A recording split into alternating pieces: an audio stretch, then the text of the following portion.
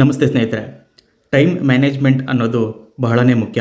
Especially ನೀವು ಗ್ರ್ಯಾಜುಯೇಷನಲ್ಲಿ ಇರೋರು, competitive ಎಕ್ಸಾಮ್ಸಿಗೆ prepare ಆಗಬೇಕು ಅಂತಕ್ಕಂಥ ಒಂದು ಗೋಲನ್ನು ಇಟ್ಕೊಂಡಿರೋರು, ಟೈಮ್ ಮ್ಯಾನೇಜ್ಮೆಂಟ್ ಅನ್ನೋದು ತುಂಬಾ ಮುಖ್ಯ. ಸೊ ಇವತ್ತಿನ ಒಂದು ವಿಡಿಯೋದಲ್ಲಿ ಟೈಮ್ ಮ್ಯಾನೇಜ್ಮೆಂಟ್ ಯಾವ ಥರ ಮಾಡ್ಕೋಬೇಕು ನೀವು ಡಿಗ್ರಿಲಿ ಇರೋರು ಅನ್ನೋದನ್ನು ನೋಡೋಣ. ಮೊದಲನೇದಾಗಿ ಫಸ್ಟ್ ಇಯರಲ್ಲಿ ಯಾರೆಲ್ಲ ಇರ್ತೀರ ನಿಮ್ಮ ಗ್ರ್ಯಾಜುಯೇಷನಲ್ಲಿ, ನೀವು ಕೇವಲ 1 ಗಂಟೆ ಮಾತ್ರ ನಿಮ್ಮ ಕಾಂಪಿಟೇಟಿವ್ ಎಕ್ಸಾಮ್ ಪ್ರಿಪ್ರೇಷನ್ಗೆ ಕೊಟ್ಟರೆ ಸಾಕು. ಈ 1 ಗಂಟೆಯಲ್ಲಿ NCERT ಅಥವಾ DSERT ಬೇಸಿಕ್ ಬುಕ್ಸ್ ಏನಿದ್ದಾವೆ 6ರಿಂದ 12 ಅವುಗಳನ್ನು ನೀವು ಓದ್ಕೊಂಡ್ರೆ ಸಾಕು ನಿಮ್ಮ ಫಸ್ಟ್ ಇಯರಲ್ಲಿ. ನೆಕ್ಸ್ಟ್ ಸೆಕೆಂಡ್ ಇಯರಿಗೆ ನೀವು ಬಂದಾಗ ಅಲ್ಲಿ ನೀವು 2 ಗಂಟೆಯನ್ನು ಕೊಡಿ. ಸೊ 2ರಿಂದ 3 ಗಂಟೆ ಅದು ನಿಮ್ಮ ಡಿಗ್ರಿಯ ಒಂದು ಸಿಲೆಬಸ್ ಏನಿದೆ, ಅದರ ವರ್ಕ್ ಏನಿದೆ ಅದ್ರ ಮೇಲೆ ಡಿಪೆಂಡ್ ಆಗುತ್ತೆ.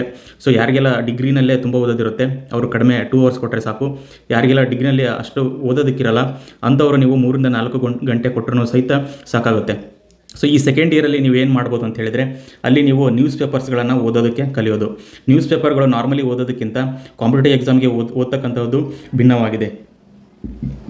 ಈ ನ್ಯೂಸ್ ಪೇಪರ್ನ ಹೇಗೆ ಓದೋದು ಅಂತಕ್ಕಂಥ ಒಂದು ವಿಡಿಯೋನ ನಾನು ಸಹ ಮಾಡಿ ನಮ್ಮ ಯೂಟ್ಯೂಬ್ ಚಾನಲಲ್ಲಿ ಅಪ್ಲೋಡ್ ಮಾಡ್ತೀನಿ. ಅದಾದಮೇಲೆ ಈ ನ್ಯೂಸ್ ಪೇಪರ್ ಜೊತೆಗೆ ನೀವು ಒಂದಿಷ್ಟು ಸ್ಟ್ಯಾಂಡರ್ಡ್ ಬುಕ್ಸ್ಗಳನ್ನು ಓದಬೇಕಾಗುತ್ತೆ. ಸ್ಟ್ಯಾಂಡರ್ಡ್ ಬುಕ್ಸ್ಗಳು ನಮ್ಮ UPSC IAS ಎಕ್ಸಾಮು ಮತ್ತು KAS ಎಕ್ಸಾಮು ಮತ್ತು KPSC ಹಲವಾರು ಎಕ್ಸಾಮ್ಸ್ಗಳಿಗೆ ಯಾವ್ಯಾವ ಬುಕ್ಸ್ ಬೇಕು ಅಂತಕ್ಕಂಥದ್ದನ್ನು ನಾನು ಒಂದು ವಿಡಿಯೋ ಮಾಡಿಬಿಟ್ಟು ಹಾಕ್ತೀನಂತೆ. ಸೊ ಇದನ್ನು ಸೆಕೆಂಡ್ ಇಯರಲ್ಲಿ ನೀವು ಮಾಡಬೇಕಾಗುತ್ತೆ. ನ್ಯೂಸ್ ಪೇಪರು ಮತ್ತು ಸ್ಟ್ಯಾಂಡರ್ಡ್ ಬುಕ್ಸು 3ನೇ ವರ್ಷಕ್ಕೆ ನೀವು ಯಾವಾಗ ಕಾಲಿಡ್ತೀರಾ, ಸೊ 3ನೇ ವರ್ಷ ಅಂದಾಗ ಅಲ್ಲಿ ಹಲವಾರು ಡಿಗ್ರಿನಲ್ಲಿ ಅದು ಫೈನಲ್ ಇಯರ್ ಆಗಿರುತ್ತೆ. ಇನ್ನೂ ಹಲವಾರು ಡಿಗ್ರಿ ಇಂಜಿನಿಯರಿಂಗು ಮತ್ತು BSc ಅಗ್ರಿಕಲ್ಚರು ಅಲ್ಲೆಲ್ಲ ಅವರಿಗೆ ಇನ್ನೂ ಫೈನಲ್ ಇಯರ್ ಅಲ್ಲ, ಅದು 3rd ಇಯರ್ ಆಗಿರುತ್ತೆ.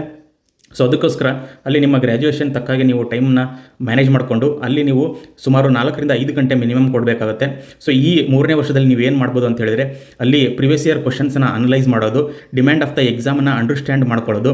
ಅದಾದಮೇಲೆ ನೀವು ಈ ಫಸ್ಟ್ ಸೆಕೆಂಡ್ ಇಯರಲ್ಲಿ ಏನು ಬುಕ್ಸ್ ಓದಿರ್ತೀರ NCERT ಮತ್ತು ಸ್ಟ್ಯಾಂಡರ್ಡ್ ಬುಕ್ಸು ಅವುಗಳನ್ನು ರಿವೈಸ್ ಮಾಡೋದು. ಸೊ ಈ ಒಂದು ಪ್ಲ್ಯಾನನ್ನು ಇಟ್ಕೊಂಡು ನಿಮ್ಮ 3ನೇ ವರ್ಷದ ಡಿಗ್ರಿನಲ್ಲಿ ನೀವು ಮ್ಯಾನೇಜ್ ಮಾಡ್ಬೋದು. ನೆಕ್ಸ್ಟು 4th ಇಯರ್ ಬಂದಾಗ ಅಥವಾ ತುಂಬ ಗ್ರ್ಯಾಜುಯೇಷನ್ ಆಲ್ರೆಡಿ ಮುಗಿದಿರುತ್ತೆ ಕೆಲವೊಬ್ರದ್ದು, ಇನ್ನು ಕೆಲವೊಬ್ರದ್ದು ಮುಗಿದಿರಲ್ಲ.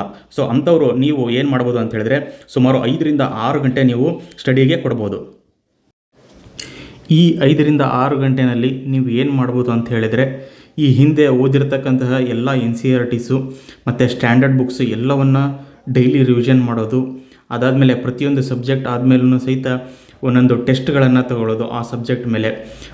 ಈ IAS ಮತ್ತು KS ಪ್ರಿಲಿಮ್ಸು ಅಥವಾ ಬೇರೆ KPSC ಎಕ್ಸಾಮ್ಸಿಗೆ MCQs ಕ್ವಶನ್ಸ್ ಇರ್ತವೆ. ಸೊ ಆ ಕ್ವಶನ್ಸ್ಗಳನ್ನು ಸಾಲ್ವ್ ಮಾಡೋದು. ಅದಾದಮೇಲೆ IAS ಮೇನ್ಸ್ ಮತ್ತು KS ಮೇನ್ಸಲ್ಲಿ ಆನ್ಸರ್ ರೈಟಿಂಗ್ ಇರುತ್ತೆ, ಡಿಸ್ಕ್ರಿಪ್ಟಿವ್ ಟೈಪು. ಸೊ ಅದಕ್ಕೆ ಆನ್ಸರ್ ರೈಟಿಂಗನ್ನು ಪ್ರಾಕ್ಟೀಸ್ ಸಹಿತ ನೀವು ಫೈನಲ್ ಇಯರಲ್ಲೇ ಮಾಡ್ಬೋದು.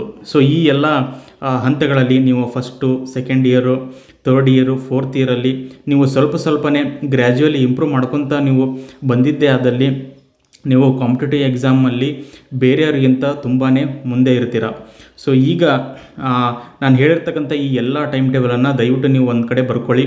ಫಸ್ಟ್ ಇಯರಿಂದ ಫೈನಲ್ ಇಯರ್ವರೆಗೂ ನೀವು ಏನೇನು ಮಾಡಬೇಕು ಅಂತಕ್ಕಂಥ ಟೈಮ್ ಟೇಬಲನ್ನು ರೆಡಿ ಮಾಡ್ಕೊಳ್ಳಿ.